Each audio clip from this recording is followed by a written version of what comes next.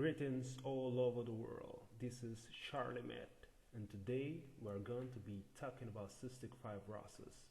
Remember that this video is made for educational purposes, alright? So, cystic fibrosis is an autosomal recessive genetic mutation that affects the pulmonary and pancreatic systems predominantly, right? It's considered the most common lethal inherited disease in Caucasians, with an incidence of 1 per 3,000 Caucasians, although it can happen in any race, alright?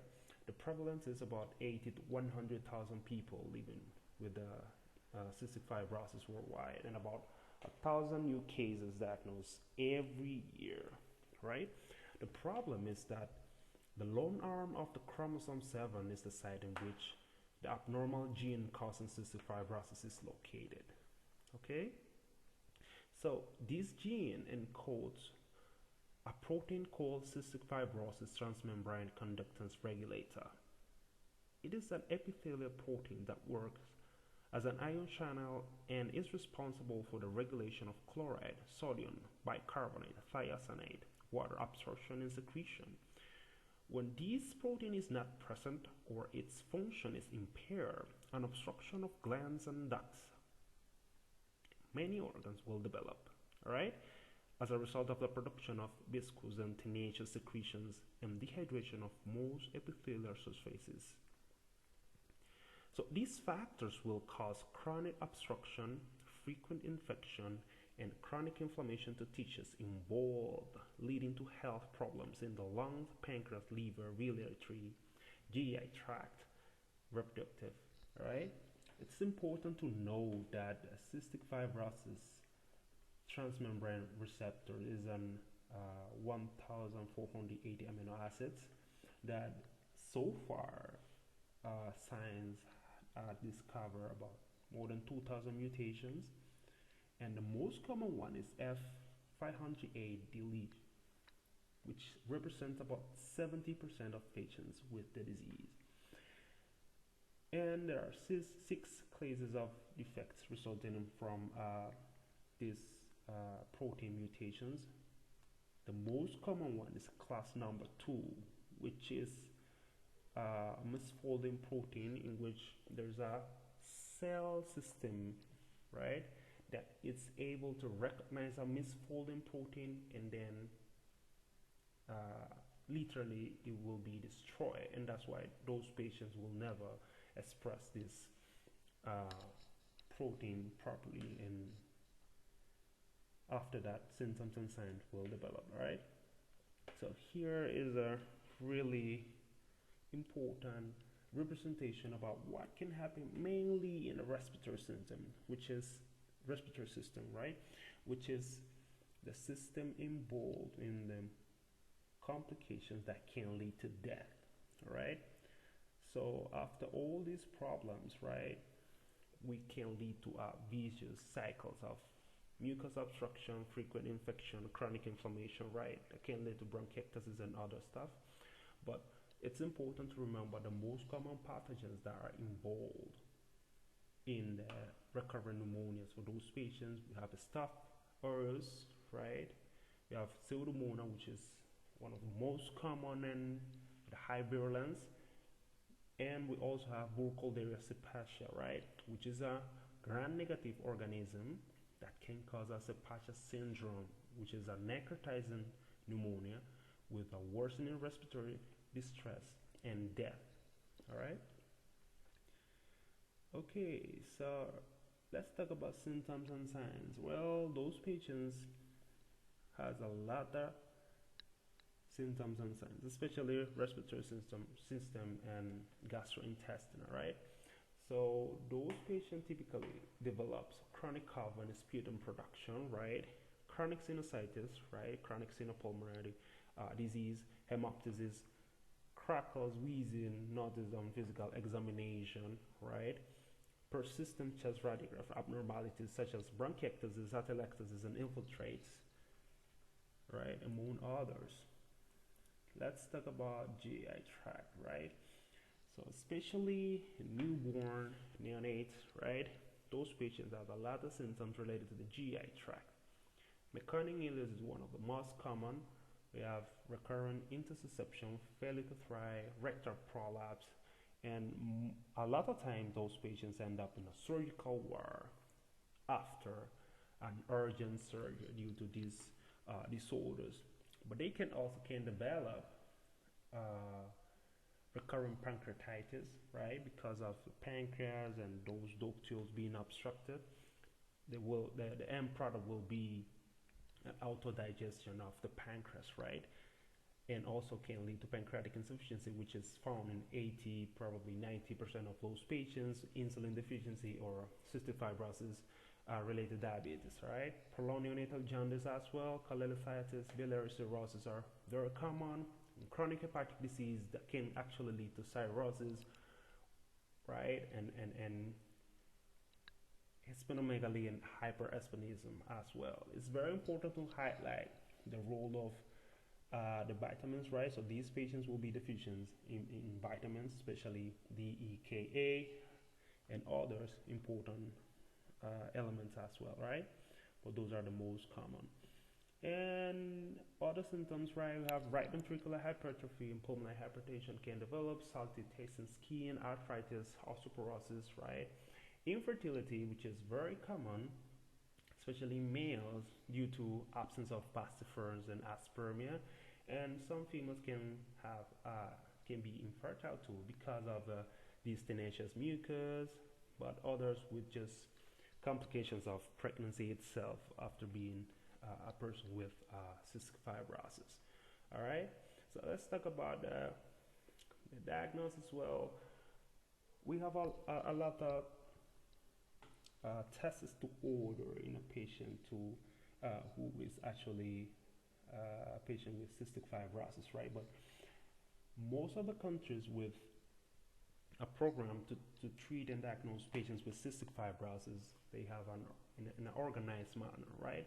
So they will offer a newborn screen, which is the test named immunoreactive trypsin, which is an enzyme from the pancreas, right, that can tell about its function and then can be utilized to diagnose cystic fibrosis, right? After that, if it's positive, a lot of centers will offer a genetic testing, mutation analysis, or genetic sequences, right? The problem is that sometimes those mutation analysis will just cover probably the most common gene mutations, right? Let's say 40, 70, right? But if the patients do not have these mutations, then a further genetic testing will be needed in order to diagnose what we want, right? The other thing is the sweat test, which is the gold standard.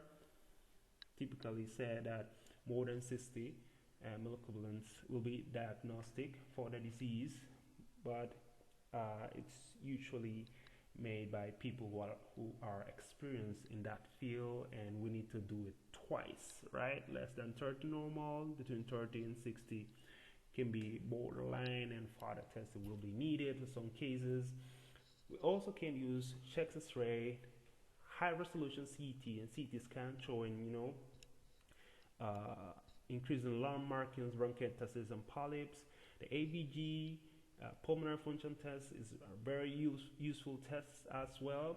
Sputum culture, it really depends on the clinical state of a patient, right, and the clinical scenario, but those tests are useful, right? So we can find hypoxemia, chronic respiratory acidosis, obstructive or plus a restrictive pattern, the pathogens from the culture, sensitivity, and other stuff, right? The other thing is that we can also use a nasal potential difference, which is a test that is mostly used when sweat tests and genetic tests are inconclusive. Okay, other tests can be used. Again, it really depends on the clinical state of a patient, right? The diagnostic criteria. Okay, so this is very important. So the cystic fibrosis is a disease that is not difficult to diagnose, right? So these diagnostic criteria, it's very important. So we have clinical features consistent with cystic fibrosis or family history or a positive newborn screening test, right? If we have one of these, it's enough.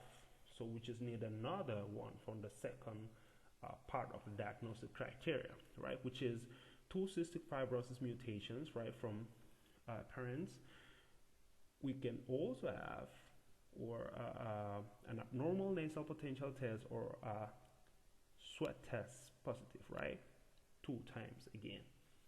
It's also important to remember one thing because of there are some diseases in which you can find a high sweat test, right? A high electrolytes in that test. And those diseases are adrenal insufficiency, ectodermal dysplasia, hypothyroidism, malnutrition, and nephrogenic diabetes insipidus, among others, right? So we must be aware of those. The management, I would say, it can be complicated because it involves a lot of healthcare professionals, right? But I decided just to organize it into non-pharmacological management and pharmacological management, right? So for this one, a high-calorie diet and high-fat content is advised. Eliminate the exposure to tobacco smoke, postural drainage, and some techniques. The chest physiotherapy can help a lot. Encourage the exercise for those patients as well. And those are important measures, right, that we can talk to our patient and tell them and show them how to do it in order to get a better quality of life. The pharmacological management, well, it's divided into treatment of infections, bronchodilators, anti-inflammatory therapy, mucolytics, right? But, well, we can use oral, IV, or inhaled antibiotics, right? Especially culture directed, although sometimes during exacerbation it's important to treat the patient empirically. Okay, during that time 2 to 3 weeks is okay on antibiotics. The most important at least oral or IV can be ciprofloxacin, Bactrim, amoxicillin, macrolides, among others. The inhaled ones can be very, very, very useful. All right. Bronchodilators in patients with, those are typical patients with airway obstruction. Anti-inflammatory therapy, macrolides are the gold standard, to say that way, most commonly used. Corticosteroids in selected patients and ibuprofen as well being used. The mucolytics with an important role in those patients. DNAs is a medication able to change the rheology of the mucus, and then it will be easier for the patient to clear it up. Hypertonic has shown some benefits. All right. Other therapies. All right. So for those patients living with cystic fibrosis related diabetes, insulin is a gold standard. Some fertility techniques for those patients who can conceive, right? Surgery with an important role for patients who actually requires it.